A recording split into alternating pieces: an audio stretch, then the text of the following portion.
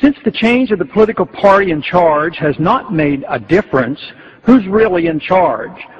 Someone is responsible, and it's important for those of us who love liberty and resent big brother government, identify the philosophic supporters who have the most to say about the direction our country is going. These are the neoconservatives of recent fame. Granted, they are talented and achieved a political victory that all policymakers must admire. But can freedom and the republic survive this takeover? That question should concern us. Neoconservatives are obviously in positions of influence and are well placed throughout our government and the media. The neoconservatives, a name they gave themselves, diligently worked their way into positions of power and influence. Above all else, they were not and are not conservatives dedicated to limited constitutional government. More recently, the modern-day neocons have come from the far left, a group historically identified as former Trotskyites. Liberal Christopher Hitchens has just recently joined the neocons, and it has been reported that he has already been to the White House as an ad hoc consultant. Many neocons now in position of influence in Washington can trace their status back to Professor Leo Strauss of the University of Chicago. Paul Wolfowitz actually got his PhD under Strauss. Others closely associated with these views are Richard Pearl, Elliott Abrams, Robert Kagan, William Kristol. All are key players in designing our new strategy of preemptive war. Others include Michael Ledeen of the American Enterprise Institute, former CIA Director James Woolsey, Bill Bennett, Frank Gaffney, Dick Cheney, and Donald Rumsfeld. The godfather of modern-day neoconservatism is considered to be Irving Kristol, father of Bill Kristol. More important than the names of people affiliated with neoconservatism are the views they adhere to.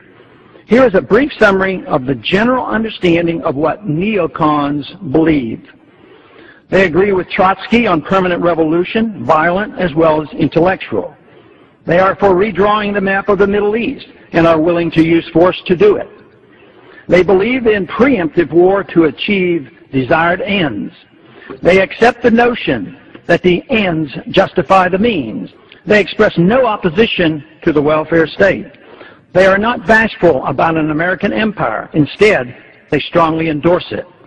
They believe lying is necessary for the state to survive. They believe a powerful federal government is a benefit. They believe pertinent facts about how a society should be run should be held by the elite and withheld from those who do not have the courage to deal with it. They believe neutrality in foreign affairs is ill-advised. Force should not be limited to the defense of our country. They dislike and despise libertarians, therefore the same applies to all strict constitutionalists. They endorse attacks on civil liberties, such as those found in the Patriot Act, as being necessary. They unconditionally support Israel and have a close alliance with the Likud party. Various organizations and publications over the past 30 years have played a significant role in the rise to power of the neoconservatives. A product of the Bradley Foundation, the American Enterprise Institute led the neocon charge, but the real push for war came from the Project for a New American Century, another organization helped by the Bradley Foundation. This occurred in 1998 and was chaired by Weekly Standard editor Bill Kristol.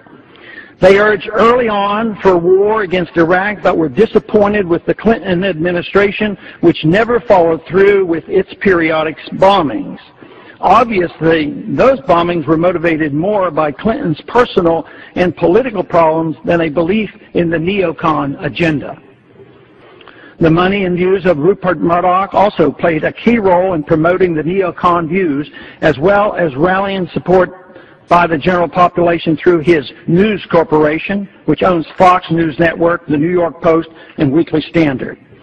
This powerful and influential media empire did more to galvanize public support for the Iraqi invasion than one might imagine. They have been amazingly successful in their efforts to control the debate over what Western values are and by what methods they will be spread throughout the world. It's of interest to note that some large Christian denominations have joined the neoconservatives in promoting preemptive war, while completely ignoring the Christian doctrine of a just war. The neocons saw and openly welcomed their support. Neoconservatism is not the philosophy of free markets and a wise foreign policy. Instead, it represents big government welfare at home and a program of using our military might to spread their version of American values throughout the world.